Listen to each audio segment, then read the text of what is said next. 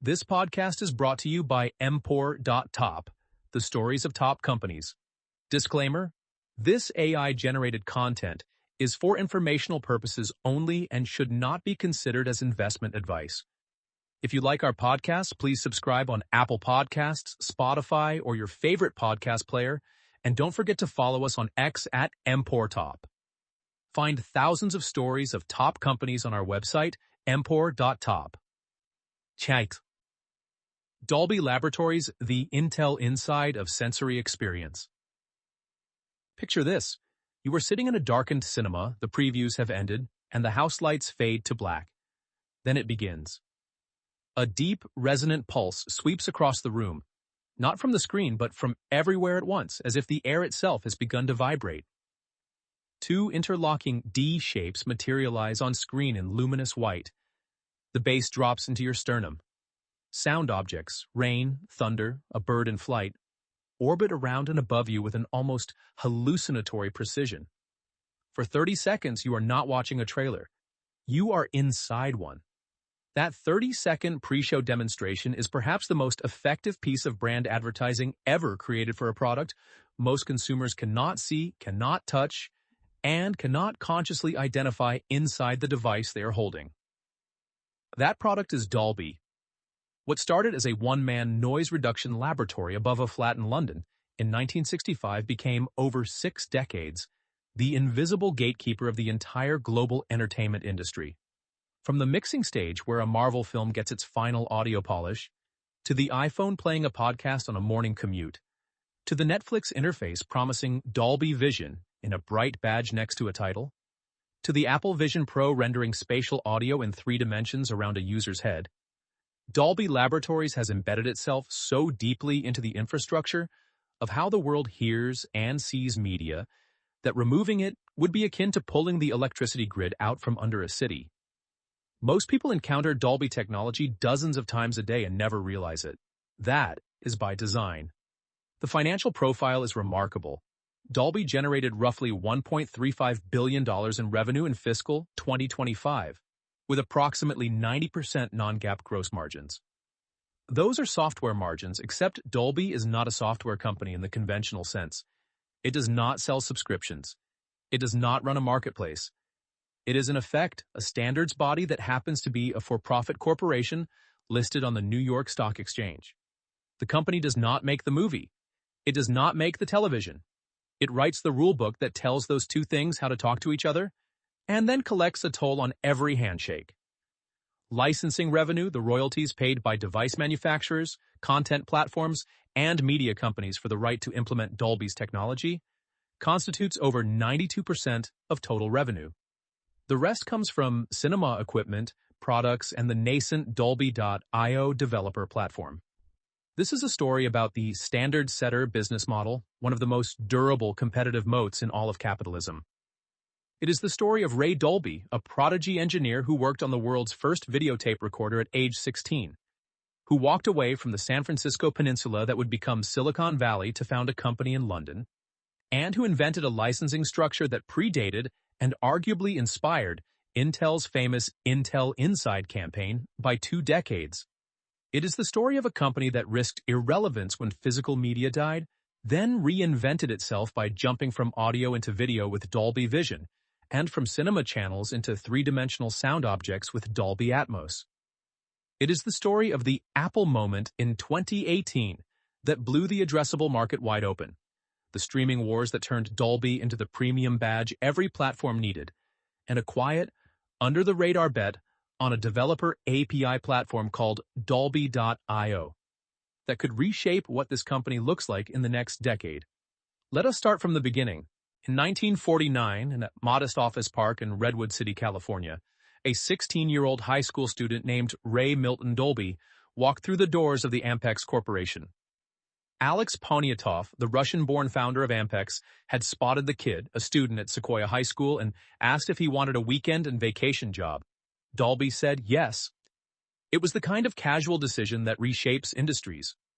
Ampex was then a small company making audio tape recorders, mostly for professional broadcast applications. Dolby, still too young to vote, threw himself into the work with a precocious intensity that startled his older colleagues. He helped develop a geophysical recorder, an instrument used in seismology and oil exploration, before transferring to what would become the defining engineering project of the 1950s, the videotape recorder. Before Ampex, television was either broadcast live or played back from expensive film recordings called kinescopes. The notion that you could capture a television signal on magnetic tape, the way you captured audio, was considered borderline fantasy by most of the industry. The problem was bandwidth. A video signal contained orders of magnitude more information than an audio signal, and no one had figured out how to write and read that much data from a moving tape at the speeds required. Dolby was part of the small team that proved it could be done. While simultaneously pursuing his electrical engineering degree at Stanford, he led the electronic aspects of the project, contributing critical innovations in head-switching circuitry and the electronic architecture that made the system practical. He was drafted into the Army in April 1953, but before reporting for duty, he and the team had laid down many of the basic parameters of the system. When he returned in January 1955, work resumed in earnest. In April 1956, Ampex unveiled the prototype quadruplex videotape recorder to a stunned audience of broadcast executives. It was a machine that would revolutionize television production forever. IEE oral history accounts credit Dolby with major engineering contributions. He was, at this point, 23 years old. Most engineers with that pedigree would have stayed on the peninsula and ridden the early wave of what would become Silicon Valley. The semiconductor industry was taking root just miles away.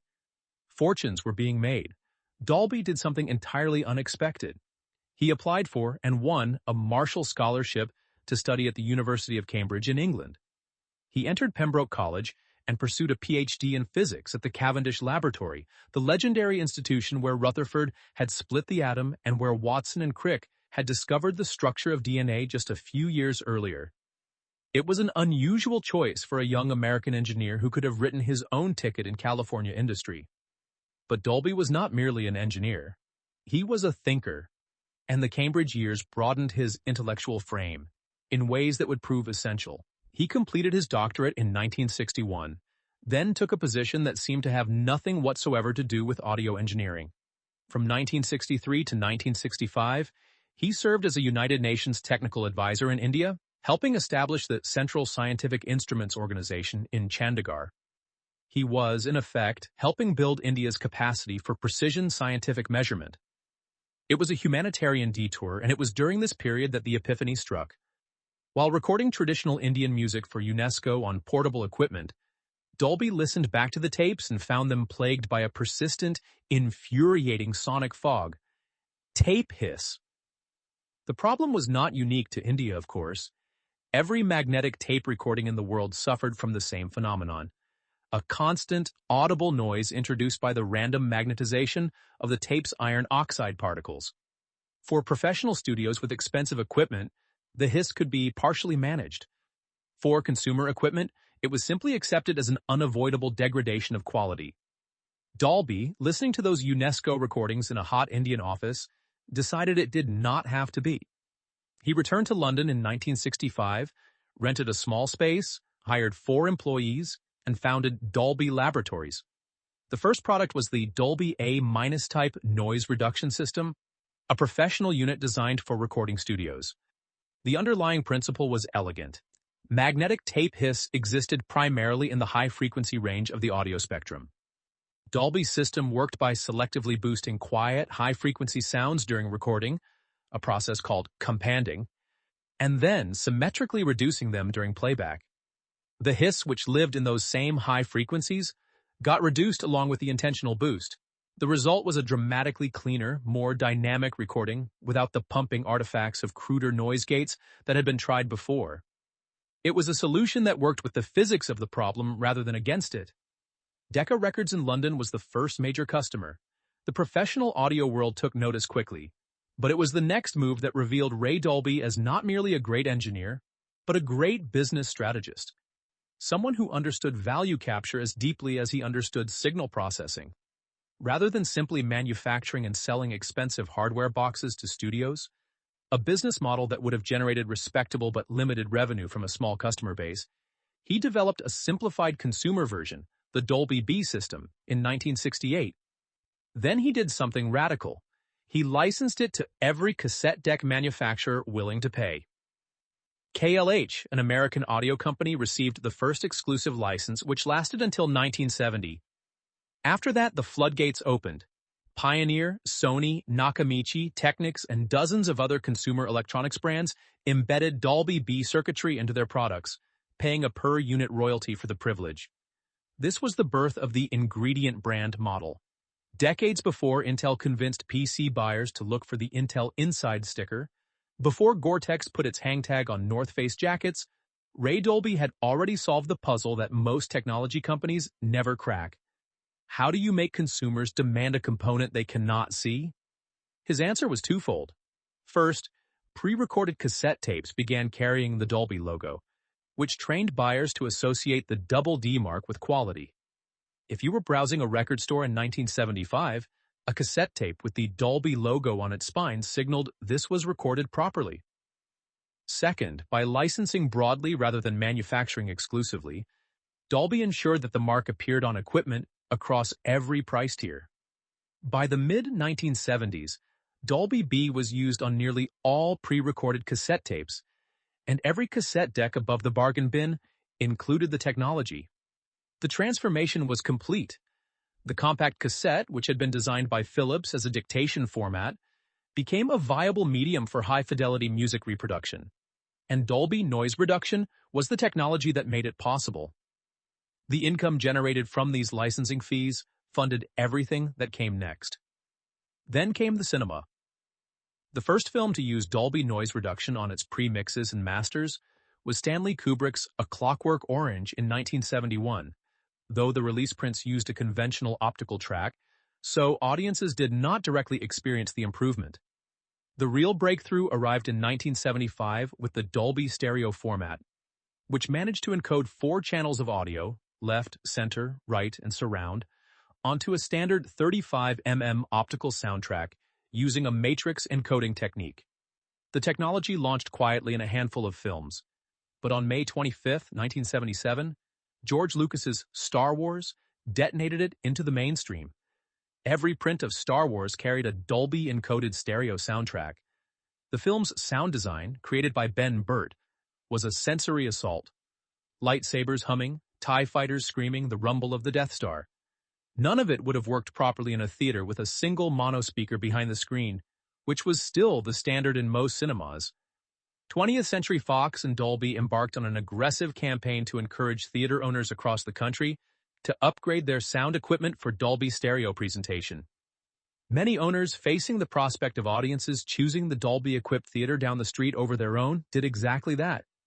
Within a few years, 6,000 cinemas worldwide were equipped for Dolby stereo. The Dolby brand became synonymous with the blockbuster experience itself. You did not just go to see Star Wars, you went to hear it, and what you heard was Dolby. The strategic pattern was now firmly established, and it would repeat for the next 5 decades. Invent a technology, get it adopted as the de facto standard, first in the professional world, then cascade it down to consumers through licensing. Capture the standard, and the revenue follows automatically as every product that implements the standard pays a royalty. The company remained private, profitable, and under the quiet, absolute control of its founder.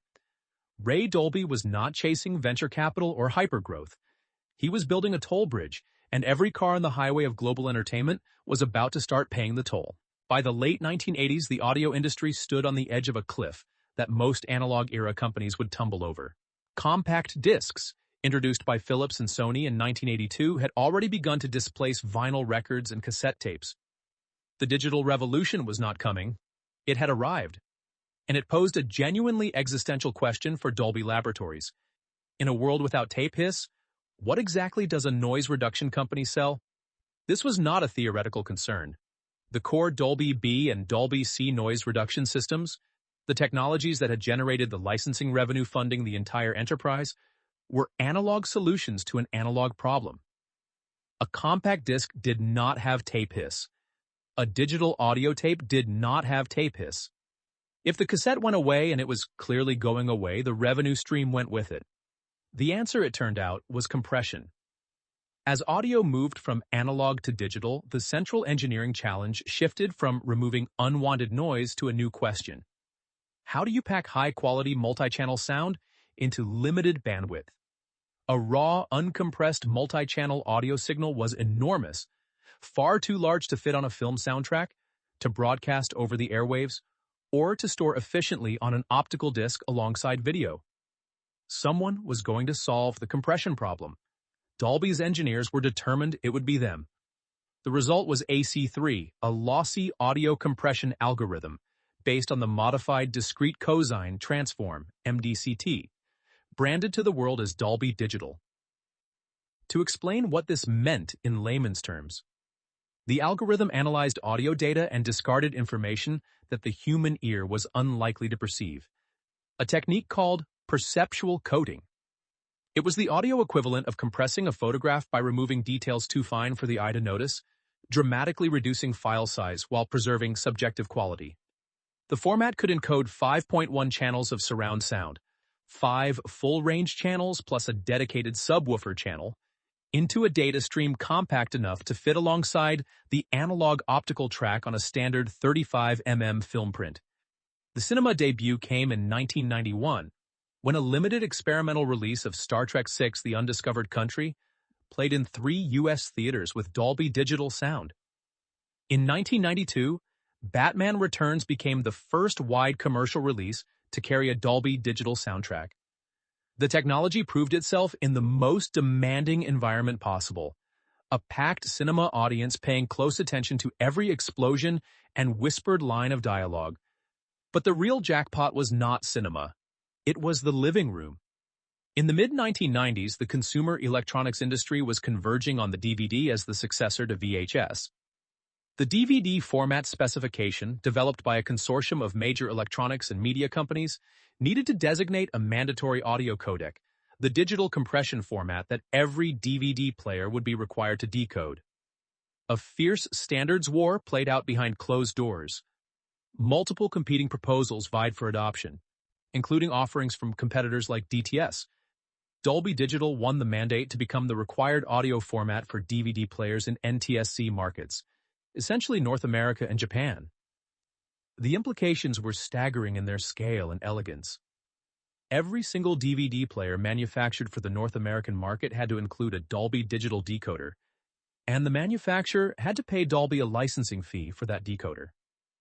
Every DVD disc mastered with a Dolby Digital soundtrack, which was virtually every DVD, was encoded using Dolby technology. The installed base scaled into the hundreds of millions of units within a few years. Each unit generated a small but relentless stream of revenue flowing back to San Francisco. It was, as industry observers noted, a license to print money. And unlike printing money, it came with almost no marginal cost. Once the technology was developed and the standard was set, the licensing revenue was essentially pure profit, flowing from the mathematical certainty that every DVD player sold on the planet needed Dolby inside. The DVD licensing windfall was later extended and amplified by the Blu-ray disc standard, which mandated Dolby Digital as a baseline audio format, and by the ATSC digital television standard in the United States, which adopted AC3 as its standard audio codec. Every HD TV broadcast in America, every local news broadcast, every football game, every sitcom used Dolby Digital encoding. The toll bridge had become a multi-lane highway. This cash engine powered Dolby into its IPO era. On February 17, 2005, exactly 21 years ago to this day, Dolby Laboratories made its public debut on the New York Stock Exchange at $18 per share. The company sold 10.5 million Class A shares, while founder Ray Dolby sold an additional 17 million shares. The offering raised approximately $495 million at a valuation of $1.8 billion. It was a remarkable debut for a company that most consumers did not even know existed as a standalone business. People knew the logo. They did not know it was its own company. The dual-class share structure adopted at the IPO was deliberate and telling. Class B shares, held primarily by Ray Dolby and his family, carried 10 votes per share versus 1 vote for the publicly traded Class A shares.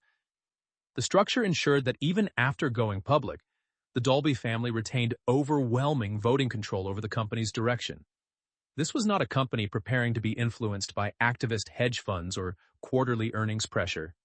It was a company whose founder had built a 60-year business on patience and long-term thinking, and the share structure was designed to protect that philosophy from the short-termism of public markets.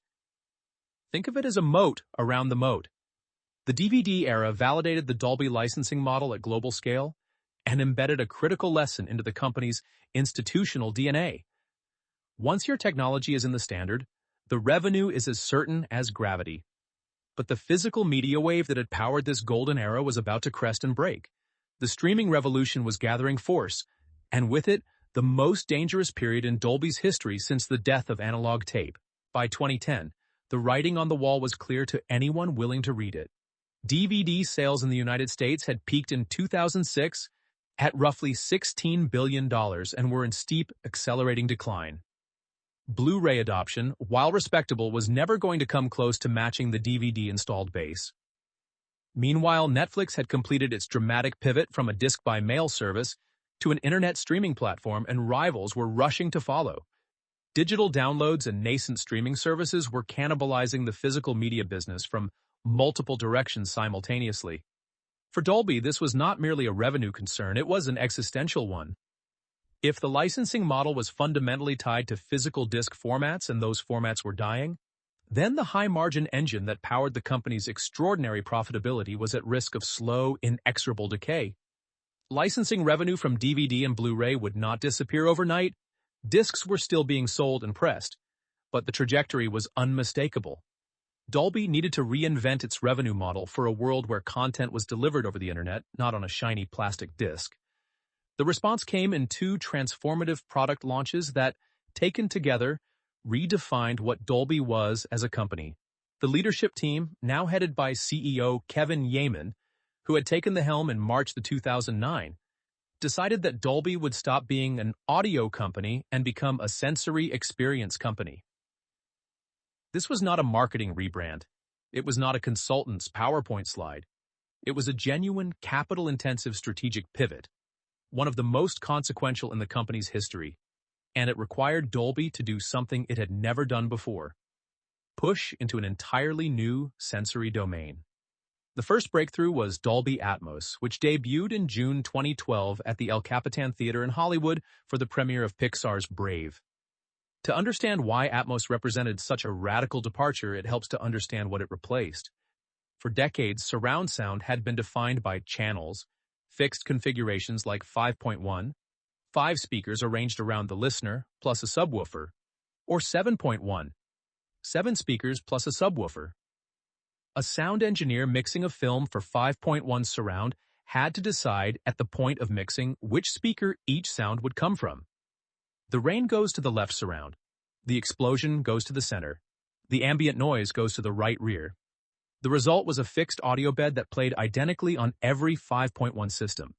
Whether it was a purpose-built mixing stage in Hollywood or a consumer setup in a suburban living room with speakers placed in somewhat approximate positions. Think of it like painting a mural sized exactly for one wall. If your wall was a different size or shape, the image got stretched, cropped, or simply did not fit right. Atmos threw this entire paradigm out. Instead of mixing sound into fixed channels, engineers could now treat individual sounds as objects, each tagged with three-dimensional positional metadata describing exactly where in space that sound should exist. A helicopter is here at coordinates x, y, z. A raindrop is there. A voice is over there, 6 feet to the left and slightly above. The Atmos rendering engine, running on whatever playback device the listener happened to have, would take those object coordinates and map them in real time onto whatever speaker configuration was actually present, whether that was a 64-speaker cinema rig with overhead channels or a 2-speaker laptop. The format supported up to 128 simultaneous audio tracks with positional metadata, an enormous leap from the previous ceiling. The analogy that makes this click is the difference between a JPEG photograph and a 3D model. A JPEG is a fixed, flat image that looks the same on every screen. A 3D model can be rotated, zoomed, and viewed from any angle because the spatial information is inherent in the data. Atmos was, in effect, the 3D model of audio. The go-to-market strategy was vintage Dolby. Start at the apex of the professional world and let gravity pull the technology downward. The initial cinema rollout was deliberately limited, about 25 installations worldwide in 2012, expanding to over 300 in 2013. The first blockbusters mixed in Atmos, including Peter Jackson's The Hobbit: An Unexpected Journey, created the kind of audience buzz that film journalists wrote about and cinema owners could not ignore. Exhibitors began demanding the upgrade because audiences were seeking out Atmos-equipped theaters. Content creators mixed in Atmos because cinemas supported it. Cinemas invested in Atmos because content was being mixed for it. The network effect was textbook, a self-reinforcing flywheel that accelerated with each turn. By 2024, Dolby had surpassed 4,000 Atmos-enabled cinema screens worldwide, with approximately 275 full Dolby Cinema installations, offering the complete premium experience of Atmos sound and Dolby Vision projection. The second and arguably bolder strategic move came 2 years after the Atmos debut. In January 2014, Dolby announced Dolby Vision, a proprietary high dynamic range (HDR) imaging format. This was Dolby's entrance into the video space, a domain where it had absolutely no historical presence. The company had been synonymous with sound for nearly 50 years.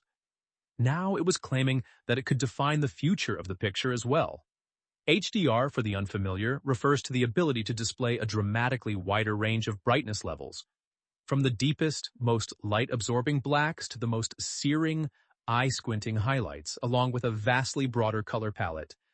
The simplest way to grasp the difference is to think of standard dynamic range video as a box of 24 crayons. You can draw a picture, but your sunset will be orange and your ocean will be blue, and both will be approximately the same brightness. HDR is a box of 120 crayons with the ability to press much harder for vivid intensity or barely touch the paper for the faintest whisper of color. On a capable display, the difference is immediately viscerally apparent. Sunlight looks like sunlight. Shadow holds detail and texture instead of collapsing into a flat gray void. Neon signs glow against a dark cityscape with the intensity they have in real life. What made Dolby Vision distinctive and what made it controversial was its use of dynamic metadata. The competing open standard, HDR10, used static metadata, a single set of brightness and color instructions that applied to the entire program from beginning to end. Every scene, whether it was a sunlit beach or a candlelit bedroom, got the same optimization parameters. Dolby Vision, by contrast, sent metadata on a scene-by-scene or even frame-by-frame basis. The display continuously adjusted its output to optimize each moment individually. The difference in practice was that dark scenes in a Dolby Vision presentation held their shadow detail even if the preceding scene had been extremely bright, because the display knew, from the metadata, to adjust its tone mapping for each scene independently. The trade-off was complexity and cost. Dolby Vision required a dedicated processing chip in the television or device, and manufacturers paid Dolby a licensing fee for the privilege of including it. Pushing a proprietary licensed HDR format into a market that also offered a free alternative, HDR10, later supplemented by Samsung-backed HDR10 Plus, was a strategic gamble. Vizio's 2015 reference series became one of the first televisions to ship with Dolby Vision support, and by late 2015, Vudu began offering Dolby Vision streaming titles, establishing the first consumer-accessible content pipeline. Between these two product launches, Dolby executed an acquisition that was less glamorous but strategically essential. In February 2014, the company announced a deal to acquire Dolby Labs, a Burbank-based manufacturer of digital cinema servers, for $92.5 million in cash, plus up to $20 million in contingent consideration. The deal closed in October 2014. On the surface, buying a hardware company that made cinema projection booth equipment seemed oddly retrograde for a licensing-focused IP company. Why would a firm that prizes its asset-light model want to own a hardware manufacturing business? The strategic logic was sharper than it appeared. Dorami's cinema servers sat in the projection booths of thousands of theaters worldwide. They were the physical box that ingested digital cinema packages and played them back through the projector. By owning that box, Dolby could ensure seamless, rapid deployment of Atmos into theaters without depending on a third-party server manufacturer to prioritize Atmos compatibility. It was not about the margins on hardware sales. It was about controlling the distribution bottleneck, a classic infrastructure play. Think of it as Dolby buying the railroad to guarantee that its freight would be delivered on schedule, regardless of what other railroad operators decided to prioritize. The $92.5 million price tag, which some analysts initially questioned, looks modest in retrospect when measured against the speed with which Atmos achieved cinema ubiquity. By the end of 2015, Dolby had completed perhaps the most ambitious reinvention in its history. It was no longer an audio noise reduction and codec company. It was a full-stack sensory experience company spanning sound and picture, cinema and home, professional production, and consumer playback. The question, the one that would determine whether this pivot truly succeeded, was whether Atmos and Vision could break free of the premium niche and achieve the kind of mass-market ubiquity that Dolby Digital had enjoyed in the DVD era. The answer would come from Cupertino. The mid-2010s presented Dolby with a paradox that would have been familiar to any technology company that has ever tried to cross the chasm from early adopter enthusiasm to mass-market adoption. Atmos and Vision were generating critical acclaim and genuine excitement among home theater enthusiasts, cinema purists, and the professional production community. But their real-world addressable market was still constrained to two relatively narrow segments: premium cinema installations, numbering a few hundred screens worldwide, and high-end home entertainment equipment, meaning expensive soundbars, AV receivers, and flagship televisions that cost several $1,000s. The licensing revenue from these categories, while growing, was not remotely sufficient to replace the declining physical media royalty stream. Dolby needed a much larger surface area. It needed Atmos and Vision to be everywhere, not just in the living rooms of audiophiles and the screening rooms of Hollywood executives, but in every pocket, every earbud, every laptop, every car. That kind of ubiquity required a partner with the market reach and consumer influence to drive adoption at planetary scale. To understand how that partner emerged, it is worth stepping back to examine an earlier acquisition, one that initially flew under the radar of most analysts but would prove pivotal to the company's streaming-era positioning.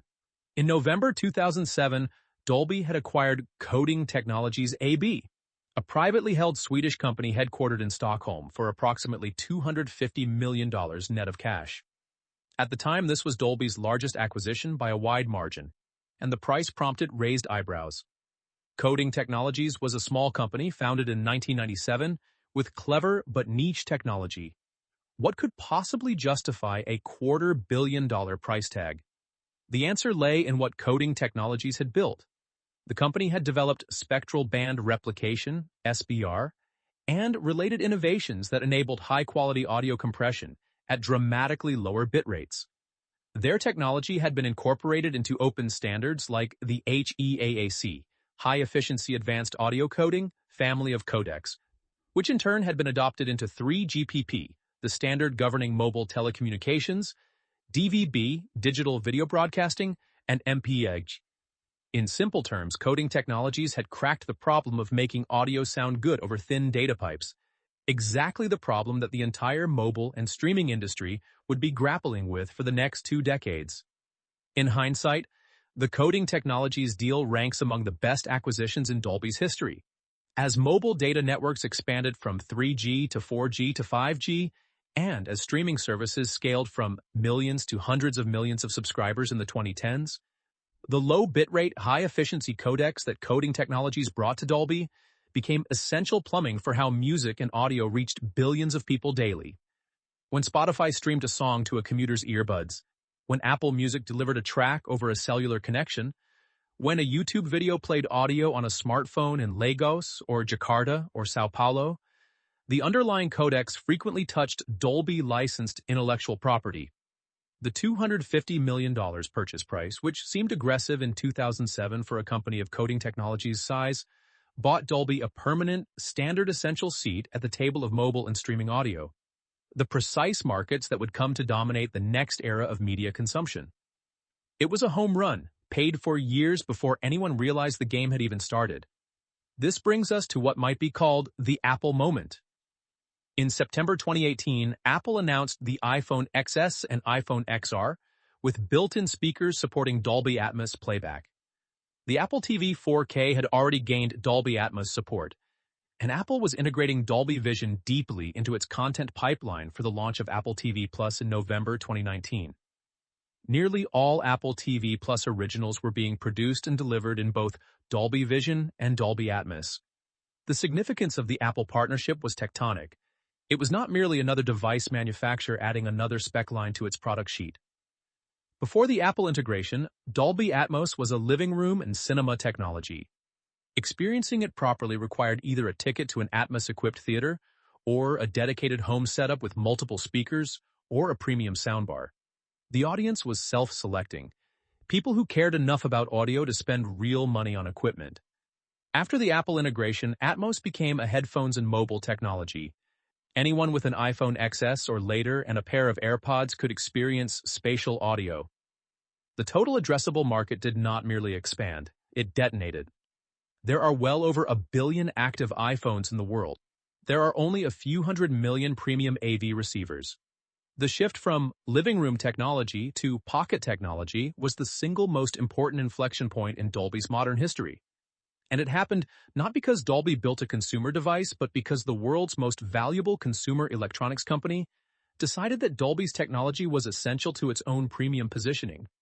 The timing coincided with and was amplified by the streaming wars. Netflix, Disney+, Amazon Prime Video, HBO Max, now Max, Apple TV Plus, and others were competing fiercely for subscribers in a market where the content libraries were increasingly commoditized. Every major platform had blockbusters, every platform had award-winning originals, and consumers were drowning in options. Quality differentiation became a critical strategy for justifying premium pricing tiers, and the Dolby badge became the shorthand for, "This is the best version of this content." Netflix reserved Dolby Vision and Dolby Atmos for its premium subscription tier, the most expensive option. Disney Plus limited Atmos to its highest priced plan. Amazon Prime Video, which had once included Dolby technologies for all subscribers, eventually restricted Dolby Vision and Atmos to the ad-free plan priced at $18 per month. In each case, the Dolby badge served a dual purpose. It signaled technical quality to the consumer, and it served as a justification for the platform to charge more. Dolby had become, almost by accident, a pricing lever for the streaming platforms. The streamers needed Dolby to sell premium, and Dolby needed the streamers to deliver Atmos and Vision content at scale. It was a symbiosis of mutual economic interest. The competitive landscape, however, was not without threats, and understanding them is essential to any assessment of Dolby's durability. The most significant challenge came from Google's Project Caviar, announced through the Alliance for Open Media in September 2022. Project Caviar proposed royalty-free, open alternatives to both Dolby Atmos, spatial audio, and Dolby Vision, HDR. Samsung, the world's largest television manufacturer and a company that had long resented paying Dolby licensing fees, backed the rival HDR 10+ format as an open alternative to Dolby Vision. The broader Alliance for Open Media, whose members included Google, Apple, Amazon, Meta, Microsoft, Netflix, and others, had already produced AV1, a royalty-free video codec designed to challenge the patent-encumbered HEVC standard. These open-source and royalty-free alternatives represented the most serious long-term threat to Dolby's licensing model. The logic was straightforward. If device manufacturers and content platforms could achieve good enough perceptual quality without paying Dolby royalties, rational economic actors would eventually gravitate toward the free option. But as of early 2026, the threat has not materialized into meaningful revenue displacement. The reason is instructive and gets to the heart of what makes standards businesses so defensible. Standards adoption is extraordinarily sticky. Once a technology is embedded into the entire production workflow, from the mixing stages at Skywalker Sound to the mastering labs at Netflix to the quality assurance pipelines at Samsung's television factories, the switching costs are enormous. they are not primarily financial costs. They are workflow costs, retraining costs, compatibility costs, and risk costs. Content creators have invested years learning to mix in Atmos. Displays have been calibrated for Dolby Vision. Consumer expectations have been set. The Dolby badge has been marketed and absorbed into the popular consciousness as meaning premium. Project Caviar and HDR 10 Plus face the classic chicken and egg problem. Content creators will not invest significant resources in mixing for a format that consumers do not yet have, and consumers will not demand hardware that supports a format for which little content exists.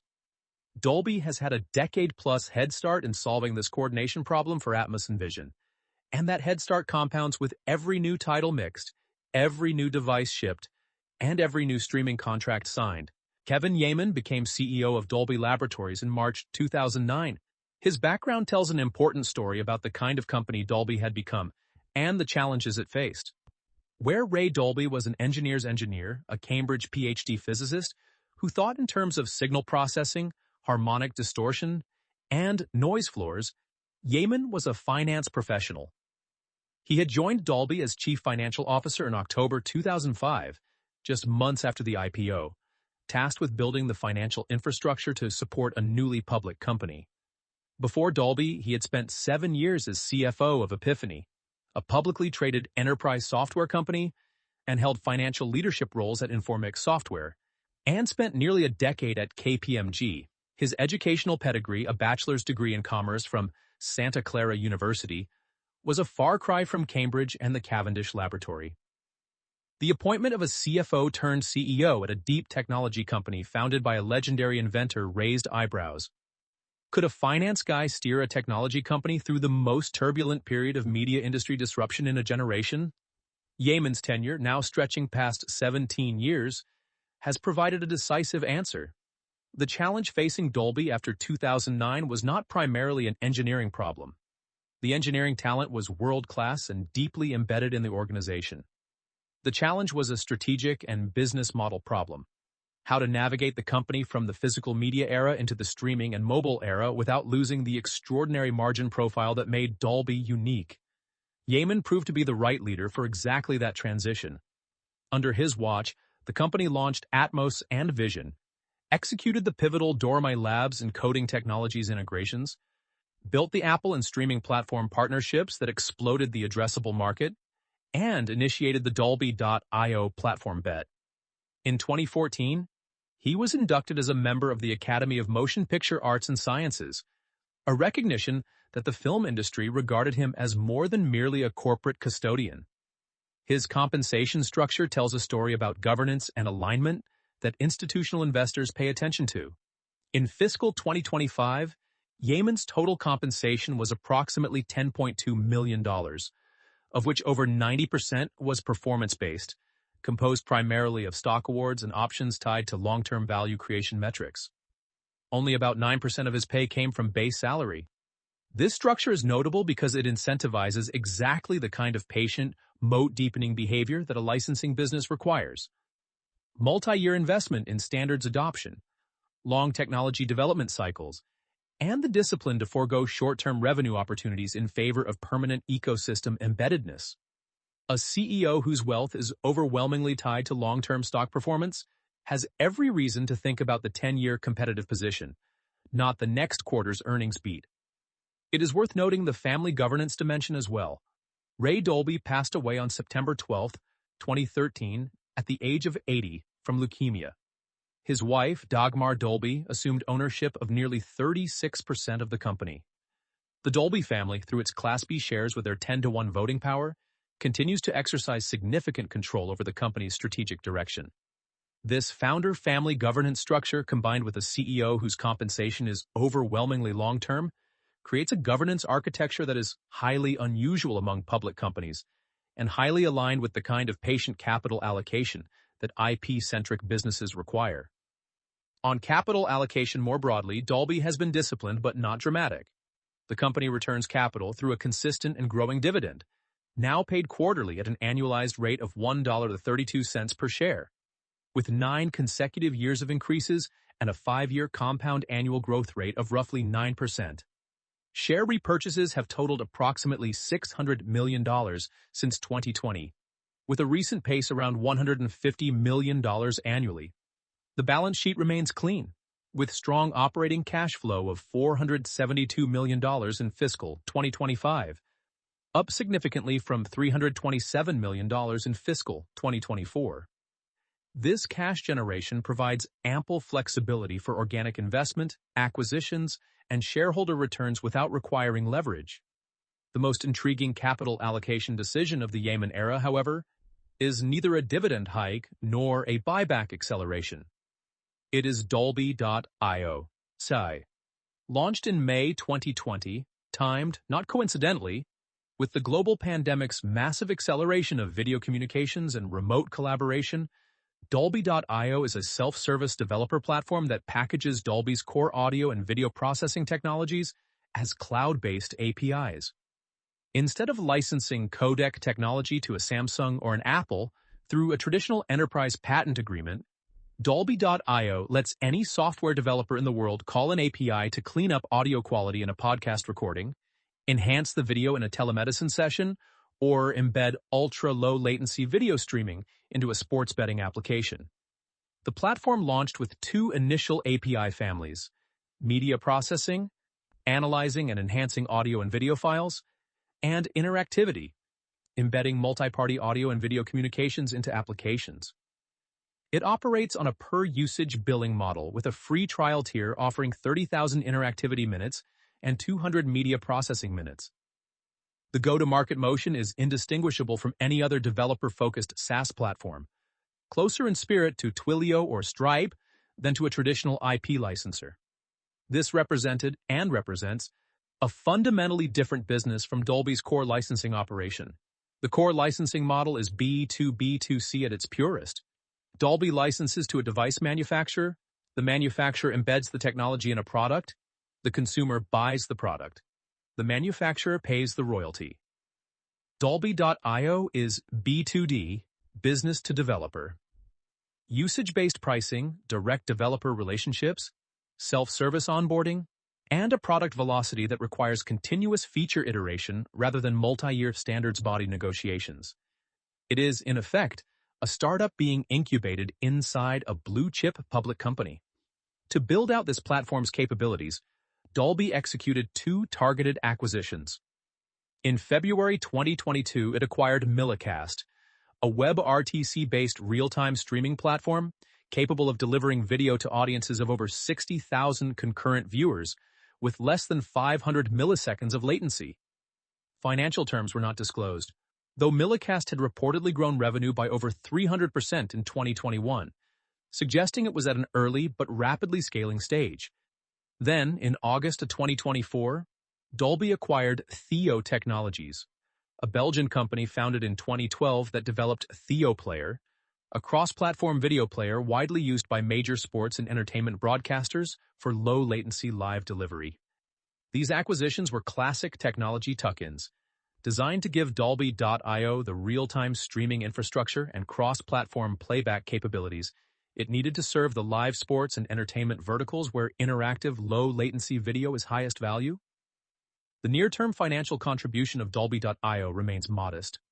Revenue from products and services, which includes both cinema equipment sales and Dolby.io, reached $26.5 million in first quarter of fiscal 2025, jumping 22% year-over-year but still representing a tiny fraction of total revenue. The strategic question is whether this is a genuine second growth engine in embryonic form, or a distraction from the core licensing business. The answer probably depends on which way the media industry evolves over the next decade.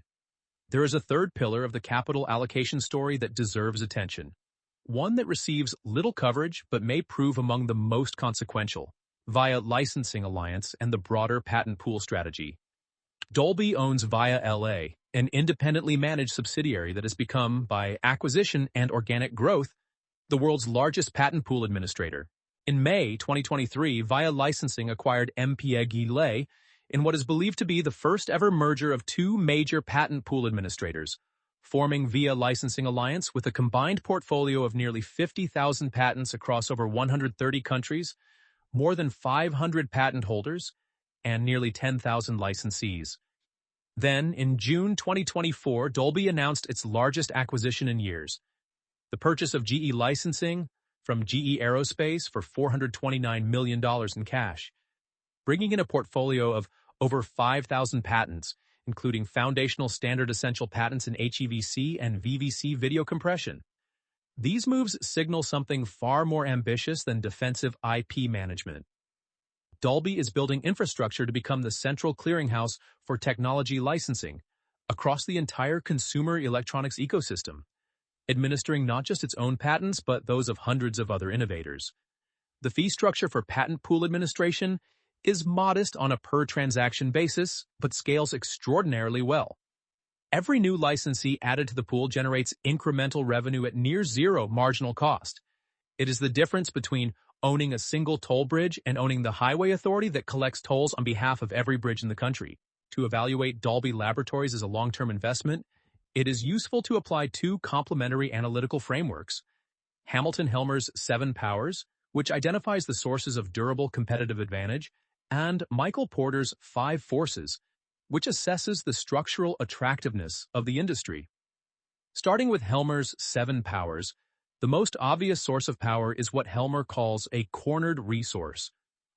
Dolby's patent portfolio, now numbering over 12,000 granted patents with thousands more pending, represents a legal thicket so dense that it is functionally impossible to manufacture a standard television, smartphone, set-top box, or streaming device without touching Dolby-owned or Dolby-administered intellectual property. This is not hyperbole. Dolby's patents are embedded in the mandatory specifications of multiple global standards: DVD, Blu-ray, ATSC digital television, various mobile telecommunication standards, and increasingly, next-generation video compression standards like VVC. The addition of the GE licensing portfolio with its foundational HEVC and VVC patents deepened this position further. In the Helmer framework, a cornered resource is one that cannot be replicated or worked around by competitors. Dolby's standard essential patent portfolio meets that definition with an important caveat. Patents expire typically 20 years from filing, which means continuous R&D investment is necessary to refresh the thicket. Dolby has historically spent around 18 to 20% of revenue on R&D, a level that reflects the seriousness with which it treats patent portfolio renewal.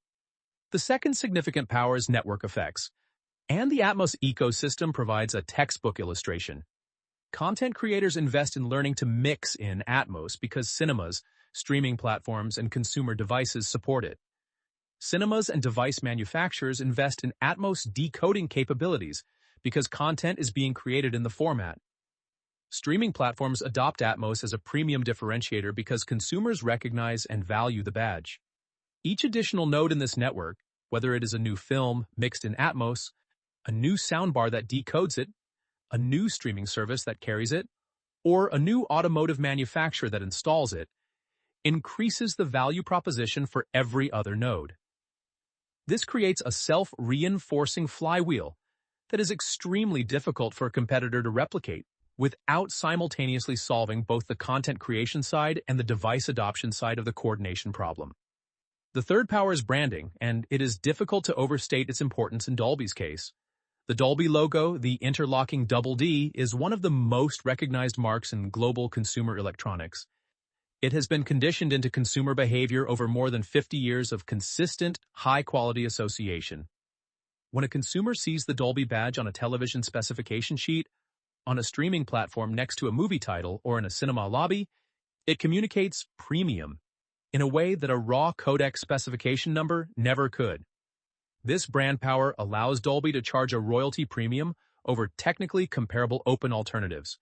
And crucially, it gives device manufacturers and content platforms a marketing tool that they value independently of the underlying technology.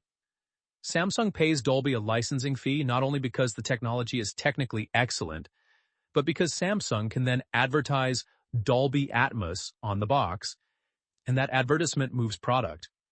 Turning to Porter's 5 Forces, the structural picture is similarly favorable, but with important nuances that deserve close examination. Supplier power is low. Dolby's primary operational inputs are engineering talent and R&D spending, While talent competition in Silicon Valley and other technology hubs is intense, there is no concentrated supplier that could exert pricing power over Dolby's core operations.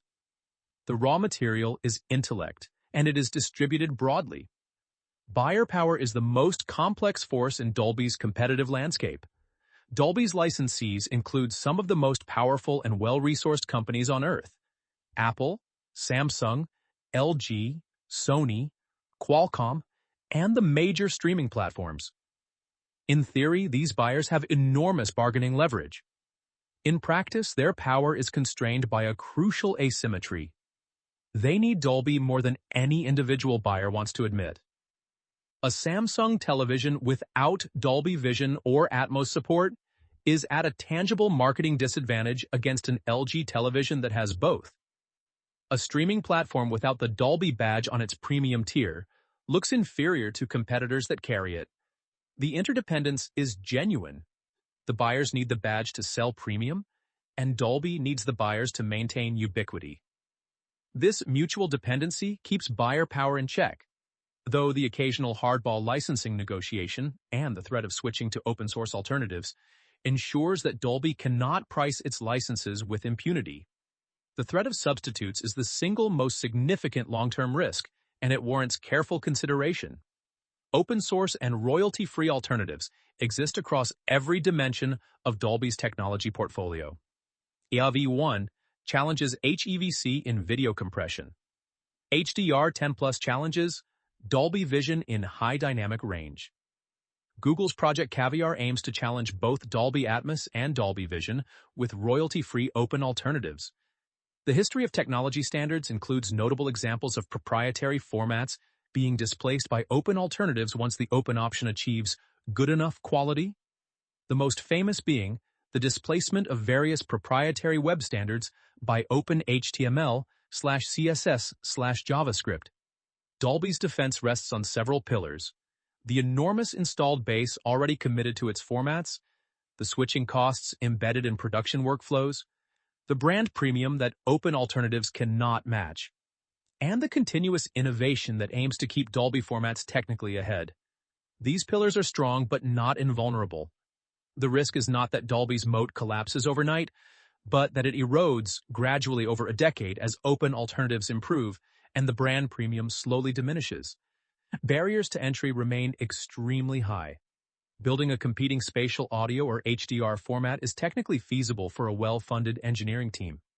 Getting that format adopted as an industry standard requires solving a multi-sided coordination problem across content creators, device manufacturers, streaming platforms, and consumers.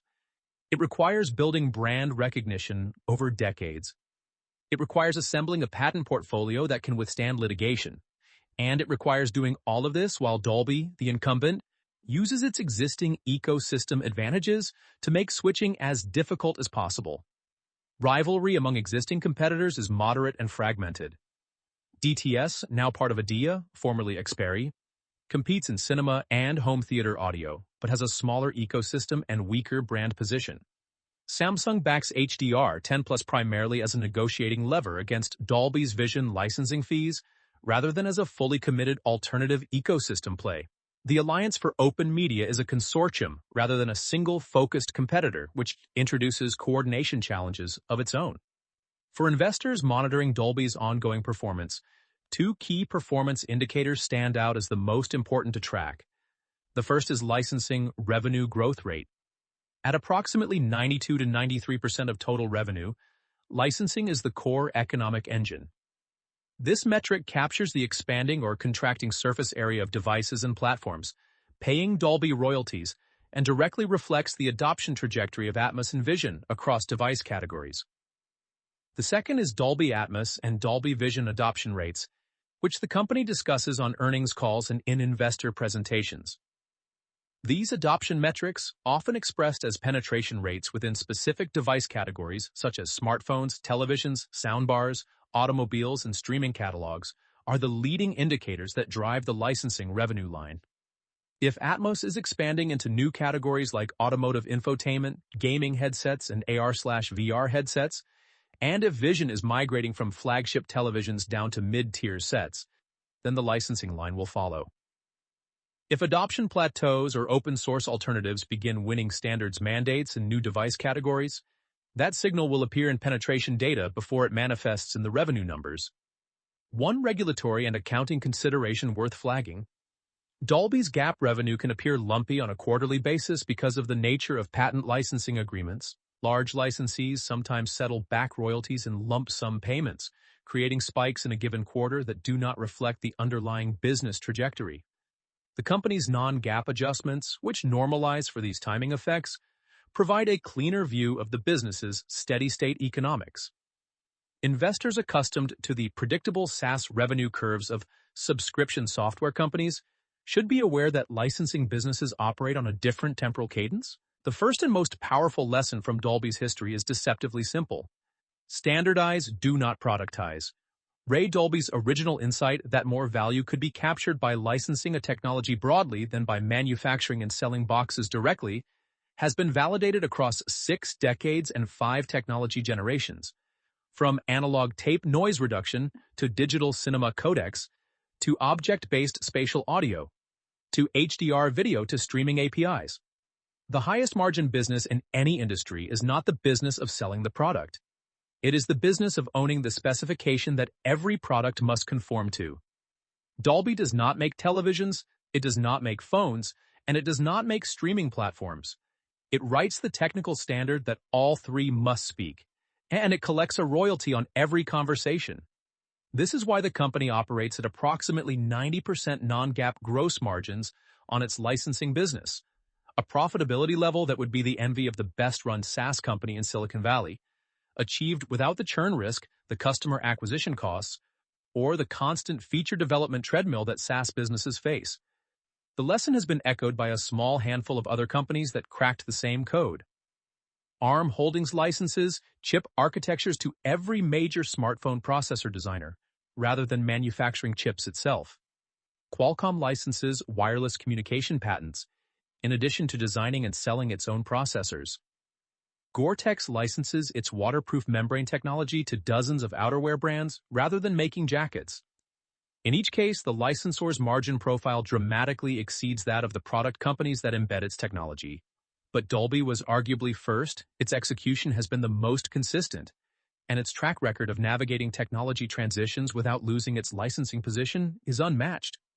The second lesson is the power of the ingredient brand strategy, and it is one of the most underappreciated competitive phenomena in business. How do you make consumers demand a component they cannot see, cannot touch, and often cannot consciously identify? Most technology components are invisible. The average consumer has no idea which audio codec their television uses, which wireless modem their phone contains, or which chemical process made their jacket waterproof. Yet, some component makers have managed to create direct consumer pull for their invisible products. Dolby's method was the most sophisticated of all: the logo, the sound, and the ritual.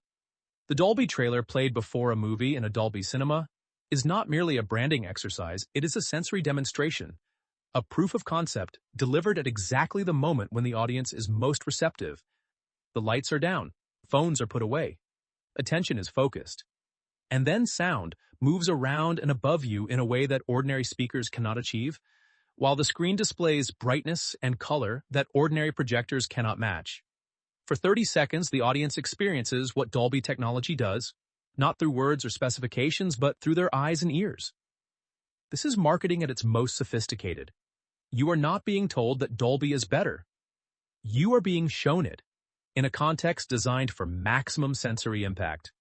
The result is that when a consumer later encounters 2 televisions on a showroom floor, one with the Dolby Vision badge and one without, the badge carries genuine emotional resonance even if the consumer could not explain the technical difference.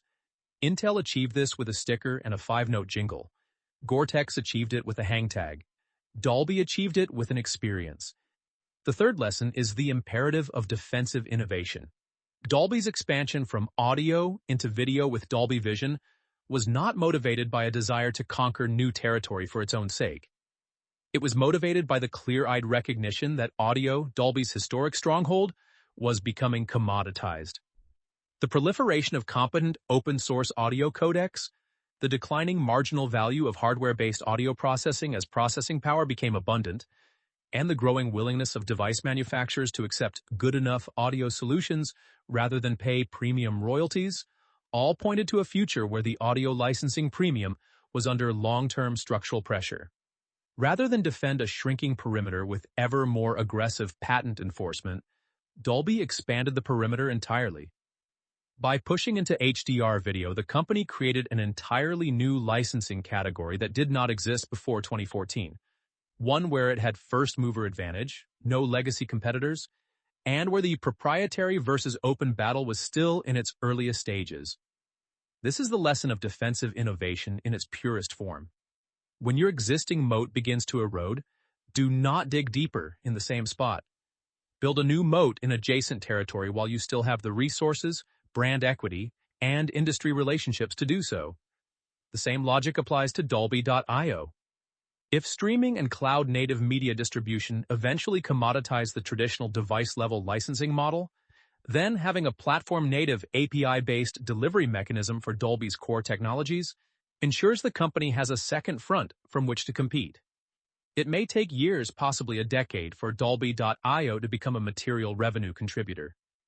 But the strategic insurance it provides against a world where device-level licensing faces structural decline is valuable regardless of its near-term contribution to the income statement. The best time to build a lifeboat is while the ship is still floating. From a small London laboratory dedicated to silencing the hiss on magnetic tape, to a company whose technology is embedded in the specification sheets of virtually every screen and speaker on Earth, Dolby Laboratories has executed one of the longest-running and most disciplined business model plays in technology history. Ray Dolby's foundational insight that owning the standard is more valuable than owning the product has proven durable across the transition from analog to digital, from physical media to streaming, from cinema to mobile, and from audio to visual. The company sits at an interesting juncture. Its core licensing business is healthy, generating $1.35 billion in fiscal 2025 revenue at approximately 90% gross margins, powered by the continued global adoption of Dolby Atmos and Dolby Vision across an ever-expanding surface area of devices and platforms. Fiscal 2026.